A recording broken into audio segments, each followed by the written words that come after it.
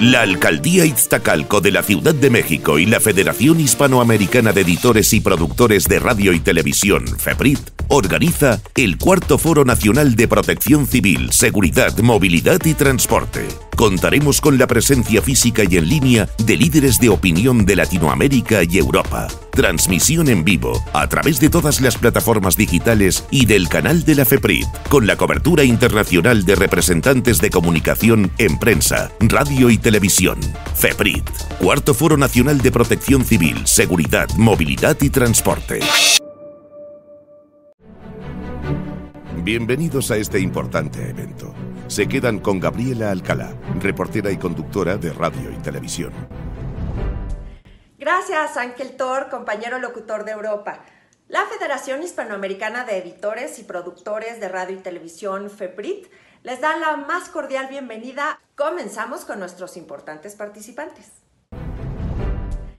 Excelente tarde para todos. Su amigo y servidor Carlos Alberto Zúñiga Argüelles, director del área de emergencias y desastres de la Asociación Nacional de Locutores de México, Delegación Oaxaca. Es un gusto y un placer para mí poder participar en este cuarto Foro Nacional de Protección Civil, Seguridad, Movilidad y Transporte. El día de hoy vamos a tocar un punto muy importante dentro de la atención médica prehospitalaria, ya que estamos hablando de regularizar a los grupos de emergencia. En México, más de 300 ambulancias circulan a diario. Estas representan el 37.5% de todas las que hay en la capital, mismas que no han sido verificadas por las autoridades para saber si cuentan con todos los requisitos humanos y materiales para dar servicios sin poner en riesgo la vida de las personas. La verificación sirve para corroborar que estas mismas cuenten con el personal debidamente capacitado para ofrecer el servicio, también para revisar que los equipos funcionen adecuadamente y que los insumos y medicamentos utilizados sean de calidad y no estén caducos, entre otros aspectos importantes para salvaguardar el bienestar de los usuarios. De manera que en el caso de las 300 no verificadas, esto no se puede garantizar. Entre 2019 y 2021, el gobierno de la capital, a través de la Agencia de Protección Sanitaria del Gobierno de la Ciudad de México, AGEPSA por sus siglas, y otras instancias de gobierno, regularizaron 417 unidades, entre públicas, sociales y privadas. En este 2022, cuando se cambió la normativa, se lanzó un programa especial para eliminar las ambulancias patito como generalmente se conocen. Se han logrado regularizar otras 80 unidades más. La mayor parte de las ambulancias de la Ciudad de México reúnen los requisitos.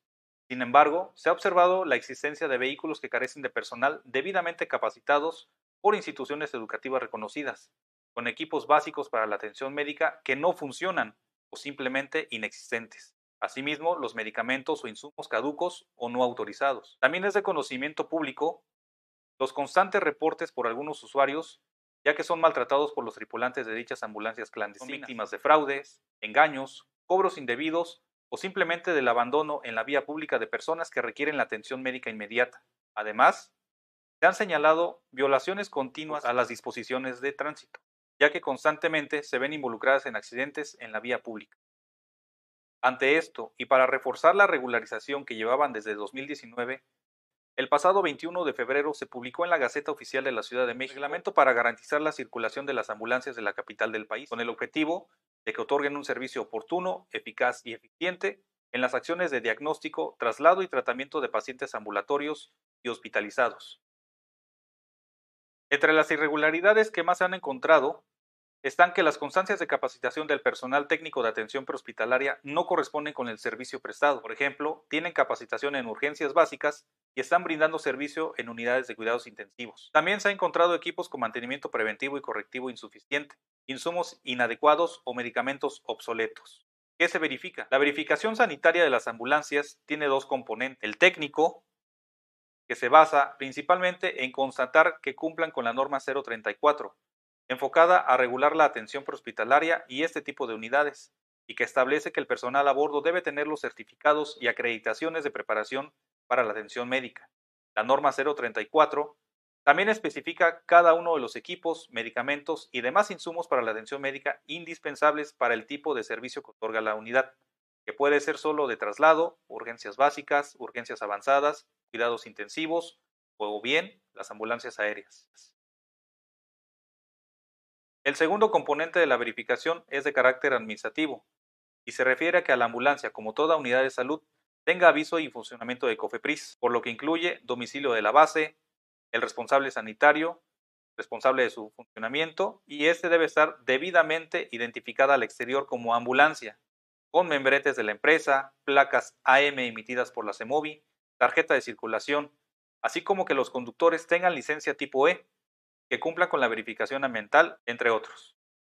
También se exige la presentación de constancias de estudios del personal técnico o profesional emitida por instituciones educativas reconocidas por la SEP. El estado de Oaxaca no es la excepción. Basta simplemente con recorrer las principales calles y cruceros de nuestra ciudad para poder encontrar dichas unidades. Esperemos en próximas fechas entre en vigor dicho reglamento en nuestra ciudad. Recordemos que la voluntad no salva vidas, el estar preparados sí. Muchas gracias. Buenas tardes, saludo con gusto a los asistentes al cuarto Foro Nacional de Protección Civil, Seguridad, Movilidad y Transporte que organiza la FEPRIT y la Alcaldía de Iztacalco. Soy Jorge Romero, periodista, editor de La Jornada Hidalgo y profesor de la Universidad Autónoma del Estado de Hidalgo.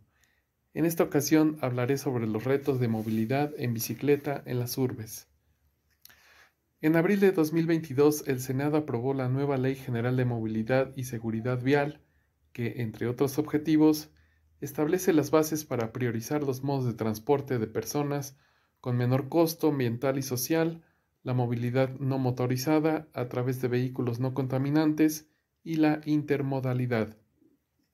La ley, que es de observancia general en todo el territorio nacional, busca garantizar el derecho a la movilidad en condiciones de seguridad vial bajo principios como la accesibilidad, eficiencia, sostenibilidad, calidad, inclusión e igualdad. Se debe destacar que uno de sus objetivos fundamentales es reducir las muertes y lesiones graves ocasionadas por siniestros viales, para lo cual es necesario preservar el orden y seguridad vial. Es decir, la ley ordena dar prioridad a los modos de transporte de personas que implican menor costo ambiental y social, y entre ellos destaca el uso de la bicicleta, que después de la pandemia fue adoptada como opción de movilidad entre cada vez más personas de las ciudades mexicanas y del mundo.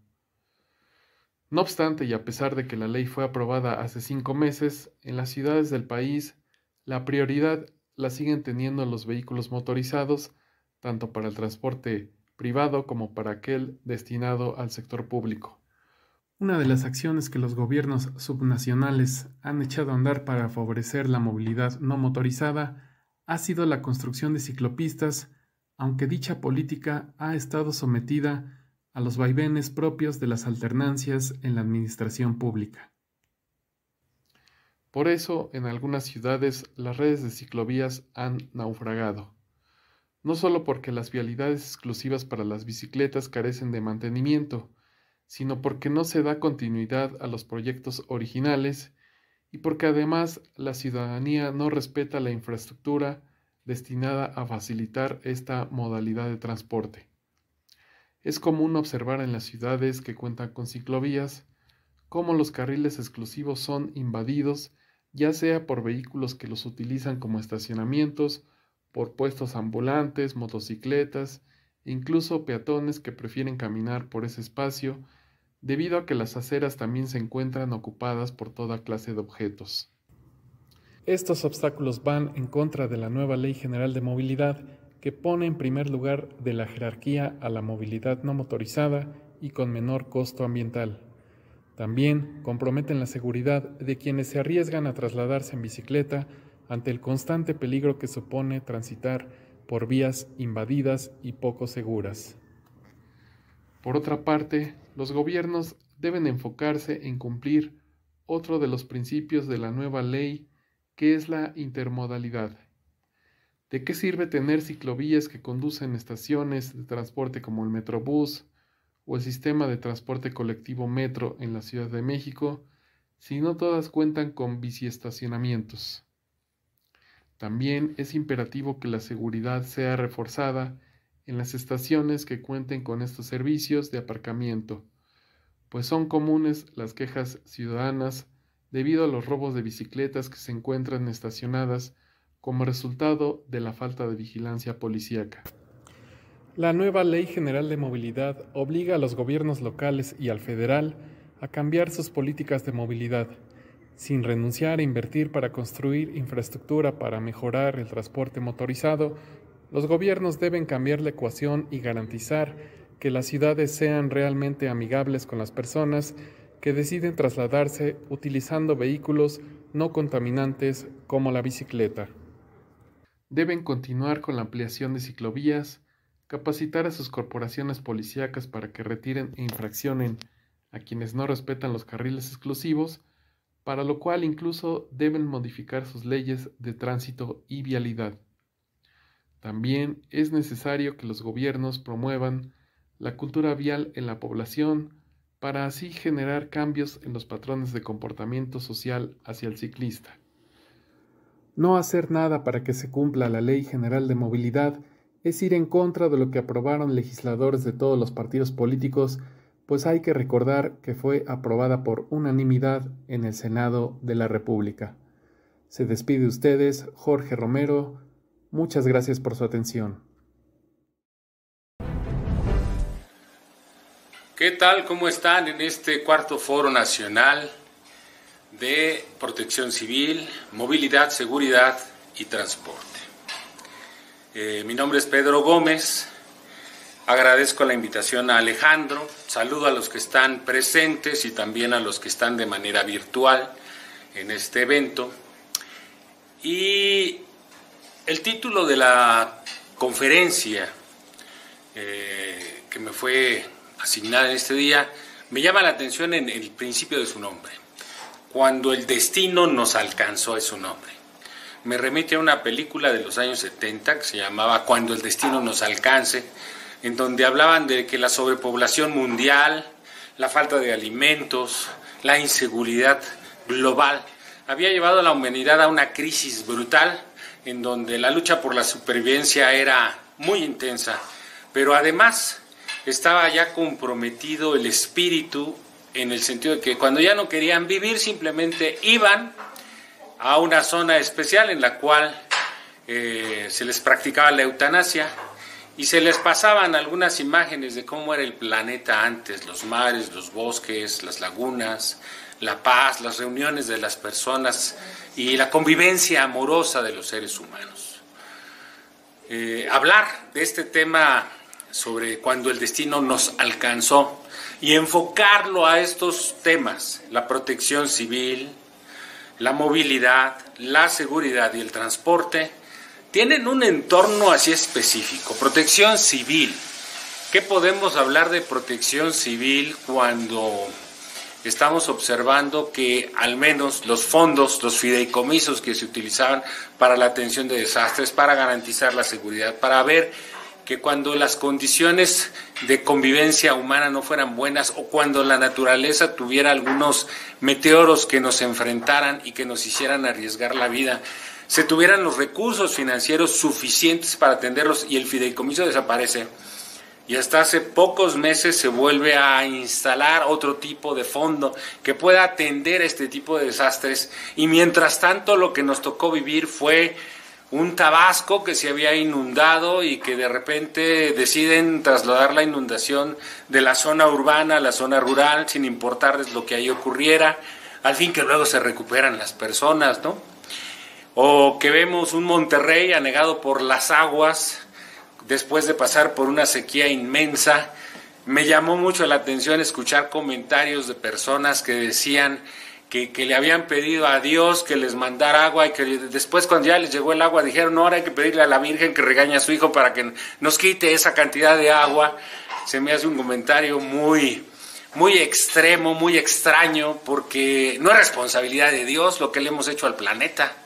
Lo que le hemos hecho al planeta es consecuencia de nuestro egoísmo, de nuestra apatía, del abuso que hemos hecho de los recursos naturales y del desamor que tenemos hacia otros seres humanos.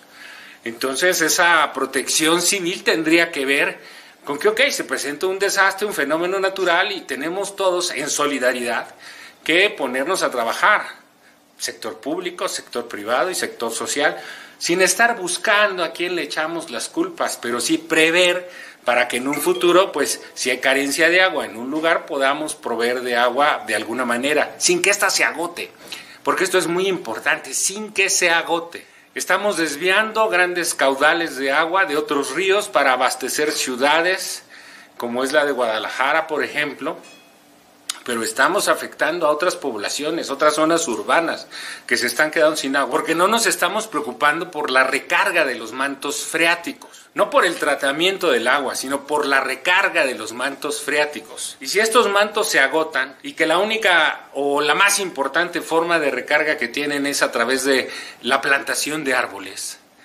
la reforestación, y los hemos talado a grado tal que del 100% de los bosques que teníamos hace 100 años, hoy solo tenemos el 5%, y que sin embargo los lugares donde están siendo talados no se están plantando, no se está reforestando, no hay una recarga de mantos freáticos a través del agua que se filtra con esos árboles al subsuelo y a los depósitos subterráneos para llegar a las ciudades, para llegar a los pueblos.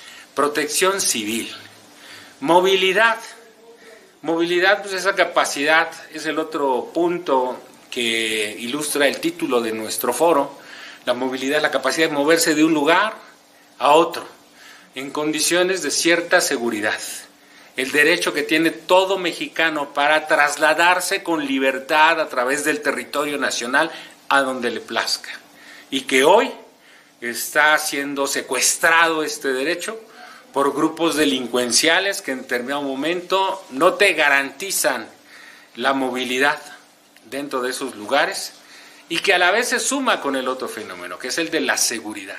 La seguridad que en nuestro país en los últimos 4 años se ha multiplicado por encima de las cifras de los sexenios anteriores, los niveles de inseguridad que estamos viviendo.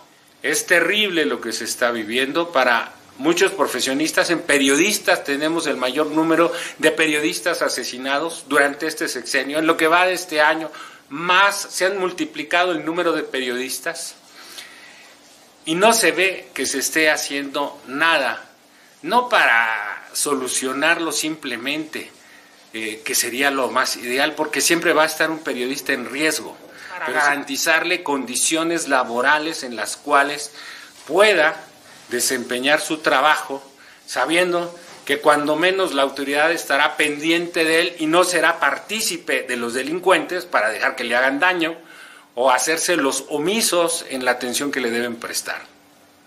Ayotzinapa, esa seguridad que ha impedido que se descubra con certeza si los de Ayotzinapa están muertos, están vivos, se los llevaron a los campos militares, los sacaron de los campos militares, los quemaron en los basureros. Y bueno, es un circo que no para desde 2014, un circo que continúa y que mantiene a todos pendientes. En lo personal, yo creo que están muertos y que fue un crimen en el que participaron la Federación, el Estado, los municipios. En ese entonces fue un crimen de Estado. Y que por lo mismo pues tendrían que garantizarse condiciones de humanidad en donde las autoridades no abusen de su poder, sean municipales, estatales o federales. Los encargados de imponer el orden sea la policía municipal, sea la policía estatal, sea la policía federal o el mismo ejército. En este caso intervengan de tal manera, garanticen la vida de los seres humanos y los protejan y los enjuicien conforme a derecho, no simplemente asesinarlos porque protestaron contra alguien del gobierno al quien no le convenía lo que estaba diciendo. Seguridad. Sirve lo que está ocurriendo ahorita, hablando de seguridad, que la Guardia Nacional pase a control del ejército, que la administre el ejército. Nos quedaremos sin una policía federal que sea una estructura ciudadana, una fuerza ciudadana bien capacitada, bien preparada, que trabaje acorde con la policía estatal y con la municipal. Y entonces esta Guardia Nacional tendrá estrategias propias de la milicia. La milicia está entrenada para proteger a nuestro país de los ataques exteriores, para intervenir en desastres, para auxiliarnos en el gobierno interior en determinadas circunstancias bien marcadas, involucrarlas en el trabajo diario de la protección civil, de la policía, de la seguridad, como una fuerza ciudadana, siendo que no es una fuerza ciudadana, sino es una fuerza militarizada, va a exponer a los ciudadanos a que pierdan todos sus derechos. En el momento que llegue un militar y les diga no pasas, y el otro diga, oiga, si es mi derecho, y lo detengan de alguna manera que no sea la correcta, entonces va a haber protestas, pero el daño ya va a estar hecho. Este foro es muy importante y gracias por permitirme participar y que reflexionemos en estos temas. Ese es el problema. ¿Qué tenemos? Tenemos que luchar contra la corrupción. Tenemos que luchar contra la falta de educación. Tenemos que luchar contra el desamor que hay entre unos y otros seres humanos, entre los mexicanos, sin diferencias. No hay diferencias entre ricos y pobres. No hay diferencias entre unos tiene más o menos estudios. Eso no te hace más o mejor ser humano. La calidad de un ser humano está en su corazón y en su mente. ¿Y cómo puede el ser humano demostrar ese amor si está tan lejos de Dios y tan cerca de la codicia y tan necesitado de tener paz en una sociedad que no se la da? Piden paz y no la tienen.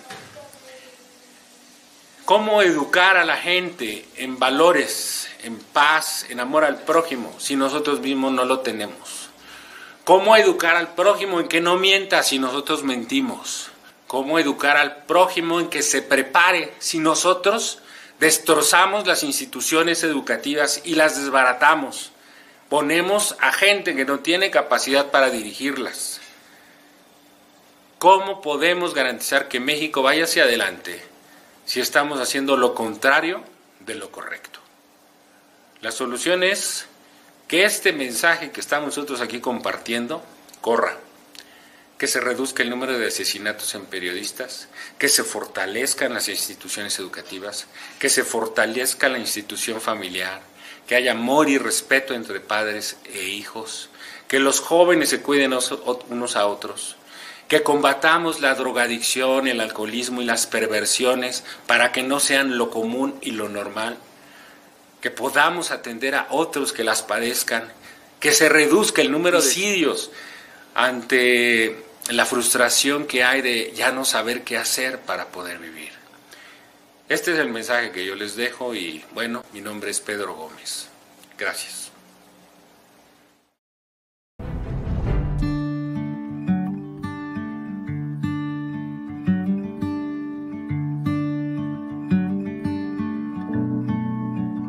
Una clínica del viajero prácticamente va enfocada a la atención previaje, posviaje, recomendaciones específicas o recomendaciones generales que pudiera llegar a tener una persona.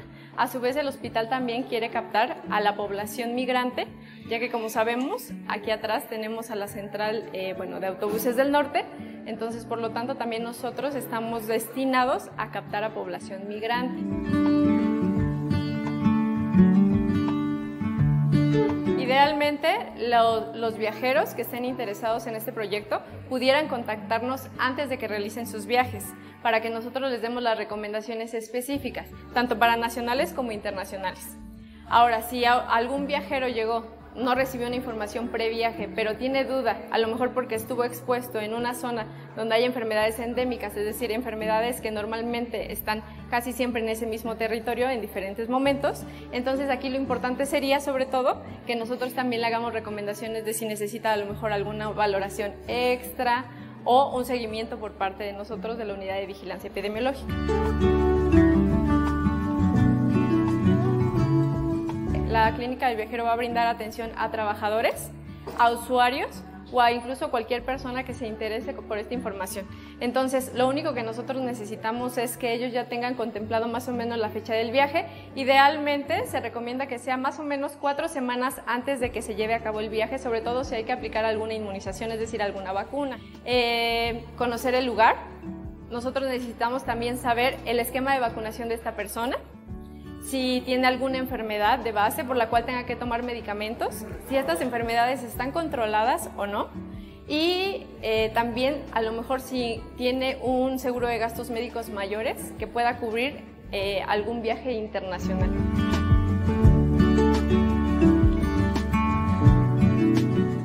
Entonces, ¿cuál sería la importancia? Por ejemplo, hay países específicamente que piden algunas vacunas con marcas.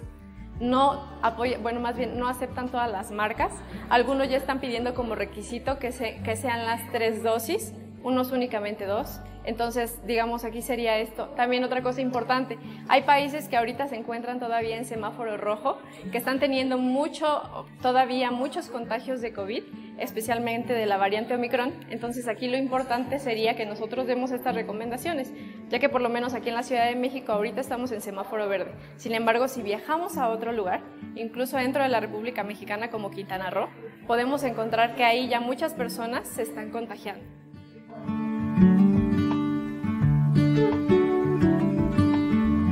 En el Hospital Juárez de México se brinda la atención ya desde hace mucho tiempo a migrantes. Atención por algún padecimiento actual. Por ejemplo, alguna persona que se fractura viene con nosotros y lo atiende el servicio de ortopedia. Pero la idea ahorita es que nosotros también captemos a estos migrantes e intencionadamente busquemos enfermedades infectocontagiosas que ellos pudieran tener, que en este momento pudieran ahora introducirse a nuestra ciudad, a la Ciudad de México, y pudieran poner en riesgo a toda la población.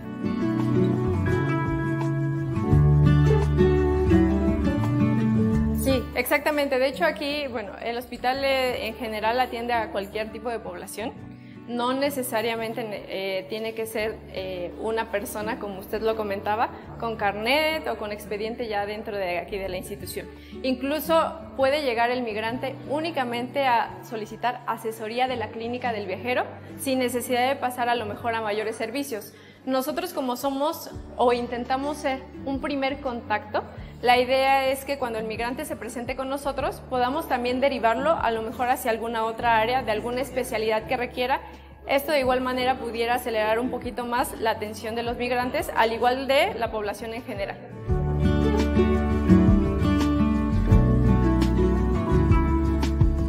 De momento, ahorita nos encontramos dando asesorías vía digital, es decir, vía remota, ya que por las condiciones del hospital todavía no tenemos un lugar establecido. Sin embargo, se pueden comunicar a la extensión 7612, donde nos pueden encontrar en este momento, o de igual manera se les pueden proporcionar las ligas y los códigos QR que pueden escanear para proporcionar una asesoría ya más personalizada.